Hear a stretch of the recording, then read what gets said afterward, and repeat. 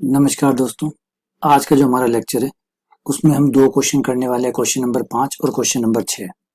जिसमें से question number 5 जो है वो हमें ये कहता है कि यदि k एक अदिश राशि है, अदिश राशि का मतलब है नियतांक है, यदि k एक अदिश राशि है तो सिद्ध कीजिए कि k गुणा a, या k तो अदिश राशि है, ये a जो है वो मैट्रिक्स है, k a के आइगन मान, इसके अगर आप आइगन मान निकालें, के आइगन मान जो a के आइगन मान होंगे के गुणा है। तो समझ रहे हैं क्या लैंग्वेज कह रहा है ये कहना क्या चाहता है, ये कह रहा है कि जो a के आइगन मान जो भी होंगे, अगर आपने a मैट्रिक्स को k से गुणा कर दिया तो आइगन मान भी k से गुणा हो जाता है। यानी अगर आपके पास मान लीजिए a मैट्रिक्स है, उसका आइगन मान जो है वो लैम्डा है, तो अगर आपने मैट्रिक्स को k से गुणा कर दिया तो आपका आइगन मान भी k से गुणा हो जाता है, k लैम्डा। ये कह रहा है, देख लीजिए, पढ़िए क्या कहे।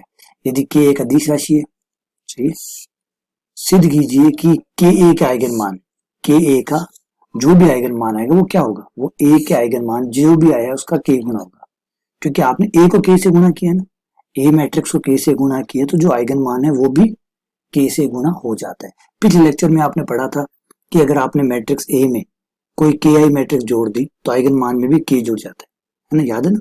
लास्ट क्वेश्चन नंबर जो 4 किया था हमने उसमें ऐसे ही था कि अगर आपने मैट्रिक्स में कोई मैट्रिक्स जोड़ दी, कोई इकाई मैट्रिक्स जोड़ दी के से गुना करके, तो ऐसा करने पर आपका आइगन मान में भी के जुड़ जाता है।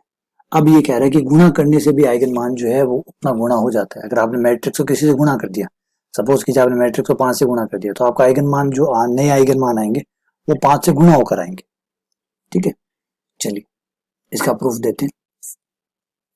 मानना मैट्रिक्स ए का आइगन मान लैम्डा है, ए के लैम्डा है, यानी ए माइनस लैम्डा आई इस सारणी का मान, क्योंकि ए का आइगन मान लैम्डा है तो ए माइनस लैम्डा आई के सारणी का मान बराबर 0। ठीक है, दोनों तरफ k की पावर n से गुणा करने पर, दोनों तरफ k की पावर n से गुणा कर दिया, और ऑब्वियसली बात है जब बराबर है तो k की पावर n से गुणा करने पर बराबर आ जाएगा, k अंदर चला गया। अब k की पावर n इंटू 0 0। यहाँ थोड़ा सा आपको बताना चाहूंगा कि ये क्या हुआ। आपने सारणिकों के बारे में एक नियम पढ़ा होगा कि के ए, अगर आपने किसी मैट्रिक्स को k से गुणा कर दिया और बाद में सारणी का मान निकाला, या जब ये k बाहर आता है सारणिक से तो ये k की पावर n सारणिक a हो जाता है। तो अगर वापस k को अंदर ले जाना तो k की पावर n से गुणा करेंगे तो k अंदर जाएगा, तो इसलिए मैंने k की पावर n से गुणा किया। अगर k से गुणा करता तो अंदर नहीं जाता, k की पावर n से गुणा करेंगे तब अंदर जाके वो k बनेगा, क्योंकि जब सारणिक से बाहर आता है तो k की पावर n हो जाता है, वापस अंदर जाएगा तो n पावर हट जाएगी, k बन जाएगा, इसलिए k की पावर n से गुणा करना पड़ता है। ये सारणी का नियम है। तो ये हो गया। अब आप k से अंदर दोनों को गुणा कर लीजिए, ये हो गया के ए माइनस लैम्डा के आई बराबर 0। अब ये क्या दिखा रहा है, ये दिखा रहा है कि इसको ऐसे लिख देता हूँ के ए माइनस लैम्डा के आई, ये जो के है इसको आप लैम्डा के साथ लिख लीजिए, के लैम्डा एक साथ आई। अब बेटा इस बात को दोबारा से पढ़िए, ऊपर से पढ़ना शुरू कीजिए।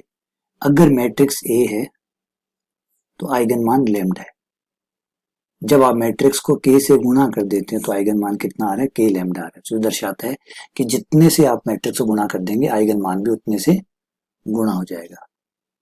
तो क्या नतीजा निकला, के ए का आइगन मान k लैम्डा है। ठीक है, चलिए आगे बढ़ते हैं, क्वेश्चन नंबर 6 की तरफ चलते हैं। क्वेश्चन नंबर 6 अच्छा क्वेश्चन है।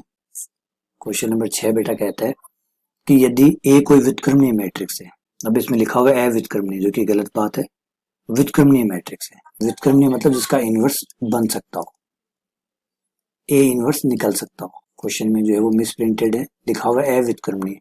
अव्युत्क्रमणीय मतलब जिसका इनवर्स नहीं बन सकता हो, जबकि क्वेश्चन ये है कि व्युत्क्रमणीय मैट्रिक्स ए, ऐसी मैट्रिक्स जिसका इनवर्स बन सकता हो, इसे नॉन सिंगुलर कहा जाता है।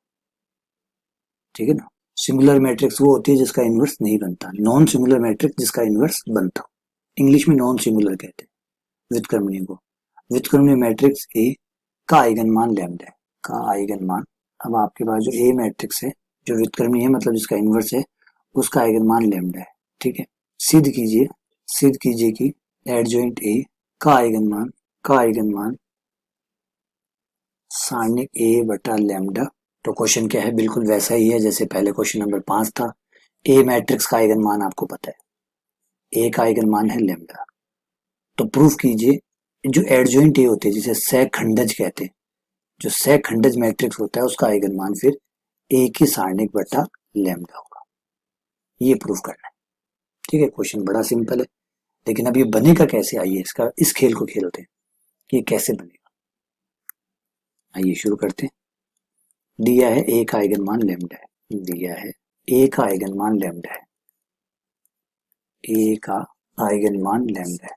तो ए माइनस, इसलिए ए माइनस लैम्डा आई की सारणिक बराबर, ठीक है, यहाँ तक तो आपको कोई प्रॉब्लम नहीं होगी, है ना। चलिए आगे बढ़ते हैं। आई की जगह मैंने लिख दिया ए इनवर्स। कैसे लिखा उसकी वजह यहाँ बता देता हूँ। क्योंकि सबसे पहली बात, ए व्युत्क्रमणीय मैट्रिक्स है। व्युत्क्रमणीय मतलब जिसका इनवर्स बनता है। ए जो है वो व्युत्क्रमणीय मैट्रिक्स है, और बेटा व्युत्क्रमणीय मैट्रिक्स वो होता है जिसका इनवर्स बनता है। और व्युत्क्रम बनेगा तो उसका मतलब ये होगा कि जब भी आप ए को ए इनवर्स से गुणा करेंगे तो आपको क्या मिलेगा, आई मिलेगा। या फिर जब भी आप ए इनवर्स को ए से गुणा करेंगे तब भी आपको आई मिलेगा। तो मैंने आई की जगह ए इनवर्स लिख लिया, कोई इशू नहीं है। ठीक है, ए कॉमन निकाल लेते हैं। ए कॉमन निकालने पर यहाँ एक आई मैट्रिक्स बच गया, यहाँ लैम्डा, यहाँ ए इनवर्स हो गया। सही है। अब आप कहेंगे सर यहाँ पे आई कैसे बच गया। तो अगर सपोज कीजिए संख्याएं होती है और संख्याएं कॉमन निकालते तो एक बचता नहीं बचता। तो जब नॉर्मल किसी समीकरण में से आप कुछ कॉमन निकालते हैं और वो कॉमन आ जाता है तो वहां कुछ नहीं बचता, तो एक बचता है। तो मैट्रिक्सों में वहां जब सब कुछ कॉमन निकल जाता है वहां कुछ नहीं बचता, तो वहां आई बचता है। तो ये आई आ गया। ठीक है, अब थोड़ा सा इसको खेल को आगे बढ़ाते हैं। ए ये ठीक है, आई। अब ये जो लैम्डा ए इनवर्स है, ए इनवर्स का हमारे पास फॉर्मूला है। हम जानते हैं कि ए इनवर्स बराबर होता है एडजॉइंट ए बटा ए की सारणी का मान। ये हम जानते हैं, लिख देते हैं। क्योंकि हम जानते हैं कि ए इनवर्स का जो फॉर्मूला होता है वो ये होता है एडजॉइंट ए बटा ए की सारणी। तो ये इस्तेमाल मैंने कर लिया। यहाँ तक ठीक है, कोई दिक्कत नहीं।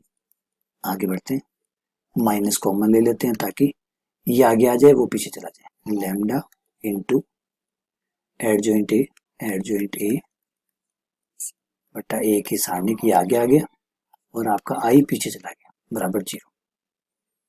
ठीक है, अब मैं थोड़ा सा और कॉमन निकाल रहा हूँ। अब मैं कॉमन निकाल रहा हूँ लैम्डा। अब आपको लैम्डा कॉमन नहीं है, ऑब्वियसली बात कॉमन नहीं है तभी तो कॉमन निकालने का मजा है। तो ए की सारणी भी कॉमन निकाल रहा हूँ। अब आपको ये भी कॉमन नहीं है तो क्या दिक्कत है। गणित में जब कुछ भी कॉमन नहीं होता तब भी कॉमन होता है, कॉमन ना होना से भी कॉमन होता है। ये देखिए, अब यहाँ लैम्डा नहीं था तो बटे में आ गया। ये लीजिए बटे में आ गया, कॉमन था नहीं। तो जो नहीं था आप ऐसे भी कर सकते हैं। मान लीजिए लैम्डा नहीं था तो लैम्डा से गुणा लैम्डा का भाग। अब बताओ ऊपर भी है। अब तो लैम्डा कॉमन आ जाएगा, अब बचा बटे वाला लैम्डा बच जाएगा। अब आपको एक की सारणिक तो कॉमन थी नहीं, तो ये लीजिए एक की सारणिक भी कॉमन आ जाएगी। एक की सारणिक बटा एक की सारणिक, बटे वाली एक की सारणिक कॉमन आ गई, ऊपर एक की सारणिक बच गई। तो कभी आप ऐसा कह ही नहीं सकते कि कॉमन नहीं है। आप कॉमन नहीं निकालना चाहते ये अलग बात है, कॉमन निकालेंगे तो कॉमन सब कुछ आ जाएगा। देखिए आगे ना कॉमन। ठीक है, यहाँ तक सब सही है। आगे बढ़ते हैं, यहाँ तक सब कुछ बढ़िया है। अलग अलग करने का, ये अलग अलग कर दिया, ये कौन सा रूल लगा दिया भैया आपने। चलिए इस पे भी चर्चा करते हैं। क्योंकि मैथमेटिक्स में सबसे बड़ी बात ये होती है कि जब भी आप कुछ लगाते हैं तो किसी न किसी नियम का इस्तेमाल करते हैं। इसीलिए मैथ्स जो होती है वो लंबे टाइम तक टिकती है। इसमें कभी अपवाद नहीं आते, कभी वो नहीं आते। कोई भी चीज आप काम में ले रहे हैं तो कोई ना कोई कारण से काम में ले रहे हैं, या वो चीज ले रहे हैं जो कभी न कभी आपने पहले प्रूफ की हुई है। तो हम जानते हैं कि सारणिकों में अगर दो मैट्रिक्स वर्गाकार है तो उनकी गुणा करके सारणी का मान निकालें या सारणी का मान निकाल के गुणा करें, बराबर बात है। तो मैंने भी बेटा यहाँ पे यही चीज किया। ये देखिए ये गुणा में था, ये मेरे लिए ए मैट्रिक्स होगी और ये मेरे लिए बी मैट्रिक्स होगी। तो ए गुणा बी करके सारणी का मान निकालूं या सारणी का मान निकाल के गुणा करूं, बराबर बात है। ठीक है, अब इस पद को मैं उस तरफ भेज सकता हूँ। अच्छा, आपको भी इस पद को आप कैसे भेज सकते हो। एक की सारणी का मान 0 तो नहीं हो सकता, ये तो आप मानते हैं।